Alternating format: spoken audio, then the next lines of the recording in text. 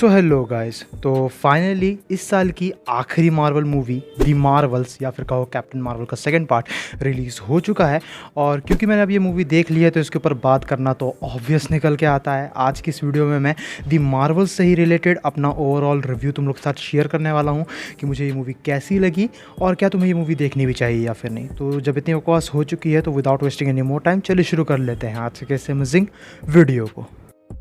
शुरुआत करते हैं मूवी के बेसिक प्लॉट के साथ। तो प्लॉट हमें ट्रेलर के साथ ही कह सकते हो कि कंफर्म हो गया था, जहां हमें देखने को मिलता है कि कैप्टन मार्वल, कमाला और मोनिका जब भी अपनी पावर्स यूज़ करते हैं तो वो एक दूसरे के साथ अपनी जगह एक्सचेंज कर लेते हैं और वो चीज़ हमें कह सकते हो कि उनके लिए प्रॉब्लमेटिक बनते हुए नज़र आती है। और वहीं ऑन दी अदर साइड जो हमें मूवी की मेन विलन देखने को मिलती है वो भी कह सकते हो कि अपने खुद के ही कुछ कह सकते हो कि प्लान्स वगैरह बना रही है।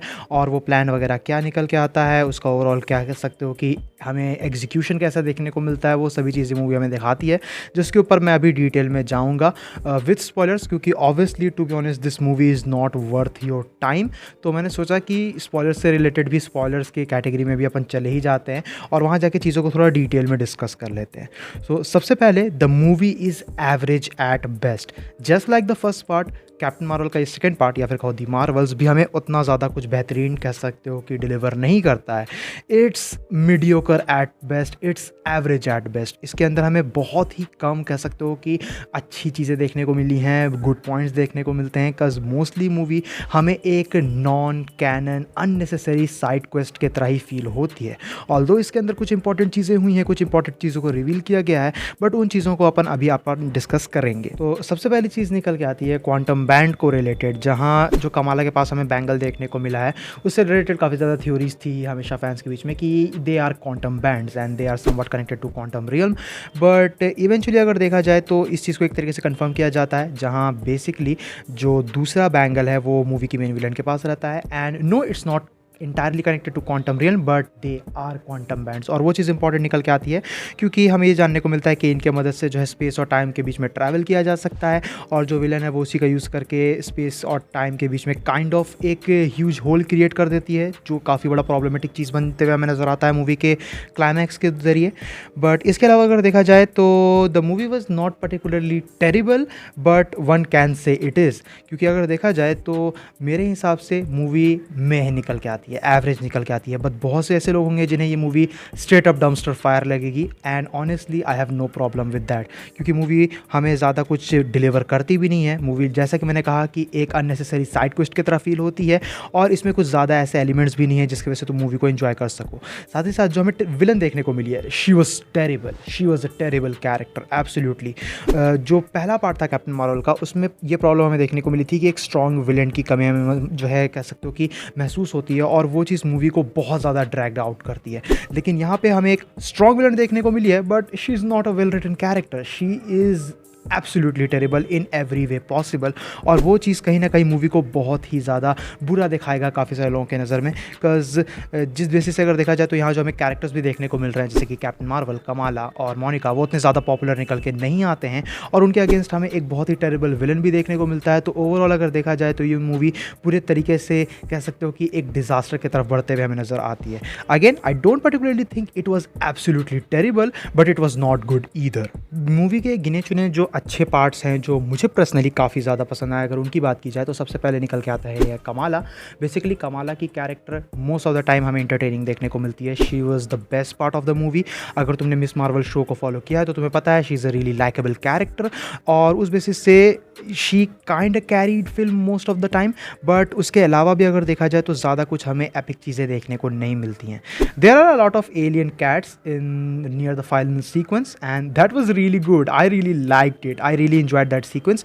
बट इन सब के अलावा मोस्ट ऑफ द चीज़ें मूवी की मुझे पर्सनली उतनी ज़्यादा कुछ खास नहीं लगी। It was not really appealing और कह सकते हो कि हमें काफ़ी ज़्यादा पोटेंशियल वेस्ट होते हुए नज़र आता है। और ऐसा क्यों हुआ उस चीज़ के ऊपर मैं आगे आऊँगा। एक और चीज़ ये निकल के आती है कि there is no epic moments, यानी कि एक्शन सीक्वेंसेस हैं, काफ़ी सारे एक्शन सीक्वेंसेस हैं बट जो एपिकनेस वाली फील है वो कहीं पे भी तुम्हें देखने को नहीं मिलती है। जो एक और चीज़ कह सकते हो कि इसे क्लियर कर देती है कि वाई मैंने पहले ये कहा कि it feels like an unnecessary side quest mostly, और वो चीज़ कहीं ना कहीं सेंस भी बनाती है। Maybe it needs to be longer, क्योंकि मूवी बस 1.5 घंटे की है तो काफ़ी जल्दी जल्दी चीज़ें हो गई। अगर मूवी बेहतर होती, मूवी के कह सकते हो कि कैरेक्टर्स थोड़े से ज़्यादा फ्लैश्ड आउट होते हैं, मूवी की विलन बेहतर होती और मूवी को एक अच्छा रन टाइम मिलता, और जो हमें ओवरऑल प्लॉट देखने को मिला है कि जहाँ जो हमारी मेन विलन है वो क्री एम्पायर से बिलोंग करती है, और वो हैला जो क्री का प्लैनेट है उसे काइंड ऑफ कह सकते हो कि दोबारा से लाइफ उसे देना चाहती है। She needs the sun, she need water, she need air, और उन सभी चीज़ों को काफ़ी अच्छे तरीके से एग्जीक्यूट किया जा सकता था, but they completely wasted it, जिसकी वजह से मूवी तुम्हारे लिए भी एक टाइम वेस्ट ही निकल के आएगी। नाउ लेट्स टॉक अबाउट कि किस तरीके से मूवी बेहतर हो सकती थी। तो दी मार्वल्स के जगह अगर इसे दी अल्टीमेट्स का एक प्रोजेक्ट बनाया जाता, then it could have work perfectly and I would absolutely loved that. अगर तुम्हें द अल्टीमेट्स के बारे में नहीं पता है तो ये हमें एक ऐसी मार्वल कॉमिक्स की टीम देखने को मिली है जो मोस्टली कॉस्मिक लेवल चीज़ों पे ही ध्यान रखती है, और Monica and Captain Marvel are two really important part of that. जिसके अलावा हमें अमेरिका चैवेज़, ब्लैक पैंथर और ब्लू मार्वल इनके मेन कैरेक्टर्स देखने को मिले हैं, मेन मेंबर्स देखने को मिले हैं। Now Black Panther is no more, we all know. Shuri को जो है अपन स्पेस से ज़्यादा रिलेट कर नहीं सकते हैं। अमेरिका चैवेज़ की जगह हमें ऑलरेडी यहाँ पे मिस मार्वल देखने को मिल गई थी, which was kind of an understandable change. लेकिन अगर साथ ही साथ कुछ ऐसा ये लोग करते कि बेसिकली ब्लू मार्वल को इस मूवी के जरिए इंट्रोड्यूस किया जाता और हमें दी अल्टीमेट्स टीम को काइंड ऑफ फॉर्म करके दिखाया जा सकता था, जिसके बाद ये लोग किसी कॉस्मिक थ्रेट को एज अ विलन ले सकते थे, जिसे कह सकते हो कि ये सारे कैरेक्टर्स मिलकर इन्वेस्टिगेट कर सकते हैं। Maybe someone like Galactus, who knows, और उस तरीके से मूवी काफ़ी अच्छे तरीके से काम कर सकती थी। क्योंकि अगर देखा जाए तो द अल्टीमेट्स कॉमिक्स में बहुत कूल निकल के आते हैं, उनकी स्टोरीज काफ़ी इंटरेस्टिंग रहती है, वो अलग अलग जगह को जो है इन्वेस्टिगेट करते हैं, अलग अलग कॉस्मिक थ्रेट्स से भिड़ते हैं, और वो चीज़ फैंस को पसंद है। और उसके बावजूद भी एमसीयू ने ये चीज़ करने का बिल्कुल भी नहीं सोचा। काइंड ऑफ ऐसा लगता है कि वो लोग उस रास्ते जा रहे हैं, बट बिल्कुल भी वो चीज़ हमें होते हुए नज़र नहीं आती है, which is why I think it was a wasted potential. बाकी अगर देखा जाए तो there is a really cool end credit scene, not end credit, actually mid credit scene in the movie.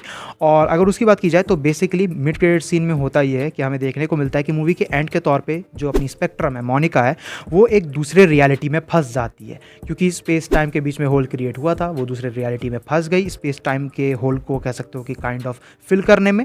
And जब वो उठती है तो वो बेसिकली एक डिफरेंट रियलिटी में ऑब्वियसली, जहाँ उसे उसकी मदर मिलती है, जो वहाँ पे मोनिका रैम्ब्यू है, काइंड ऑफ लाइक स्पेक्ट्रम है, और एक्चुअली में वो एक्समैन के हेडक्वार्टर्स में रहती है, जहाँ हमें बीस्ट भी देखने को मिलता है from the OG X Men trilogy. तो वो काफ़ी कूल था, but that type of mid credit scene was completely wasted on such type of movie. तो हाँ, पोस्ट क्रेडिट सीन या फिर मिड क्रेडिट सीन बहुत ही बढ़िया निकल के आता है, बट वो चीज़ मूवी को कम्प्लीटली सेव नहीं कर लेता है तुम्हारे लिए। तो हाँ, ओवरऑल मूवी अननेसेसरी है। मूवी के कुछ एक दो फन पार्ट्स हैं, लेकिन वो उतने ज़्यादा कुछ खास निकल के नहीं आते हैं, तो मूवी को तुम कम्प्लीटली स्किप कर सकते हो। और अगर तुम्हें मूवी देखने में फिर भी इंटरेस्ट है तो डिजिटल रिलीज़ का वेट कर लो यार, it's not worth your money to be honest in the theatres. आखिर में बात रही रेटिंग्स की, तो मेरी रेटिंग्स रहेगी 5 आउट ऑफ 10 की। तुम्हें से जिन लोगों ने देख लिया है द मार्वल्स, तुम नीचे कमेंट सेक्शन में मुझे अपने ओपिनियंस बता सकते हो।